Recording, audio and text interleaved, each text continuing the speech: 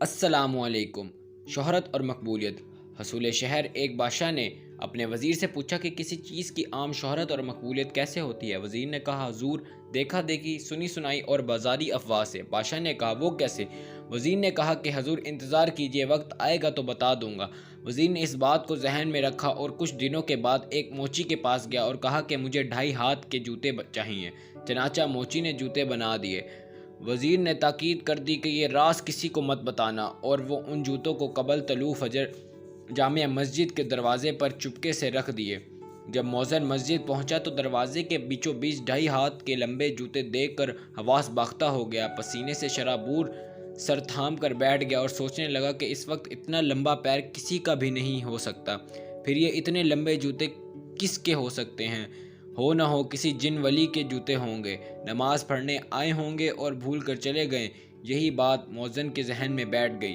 उठा और फिक्र अकीदत व मोहब्बत से उन जूतों को सर पर रखा, आंखों से लगाया और बोसा देकर बड़े एहतराम से अपने रुमाल में लपेट कर रख दिया।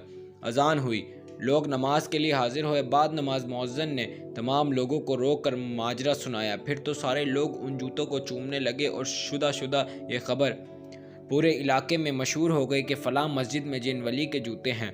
जूतों की ज़ियारत के लिए लोगों का सैलाब उमड़ पड़ा। शाही महल तक खबर पहुंच गई। बादशाह ने वज़ीर से कहा कि सुना है कि फ़लाँ मस्जिद में जिन वली के जूते हैं, चलो ज़ियारत कर आएँ। चनाचा बादशाह अपने वज़रा, मसाहिबीन और दरबारियों के झुरमुट में जूतों की ज़ियारत को आए और खूब चूमा चाटा और अकीदत का इजहार किया और रेशमी कपड़ों में लपेट कर शाही महल में लाने का हुक्म दिया।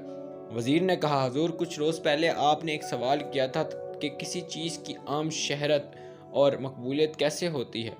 तो सुनिए हुजूर, इन जूतों की तरह। बादशाह ने कहा, का क्या मतलब है? वज़ीर ने सारा माजरा सुनाया और बादशाह हंसते हंसते पागल सा हो गया।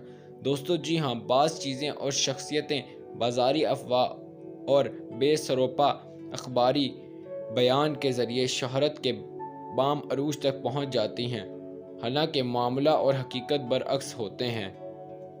ये थी हमारी आज की स्टोरी। उम्मीद है आपको पसंद आई होगी। मज़ीद लाइक करें, सब्सक्राइब करें और कमेंट करें।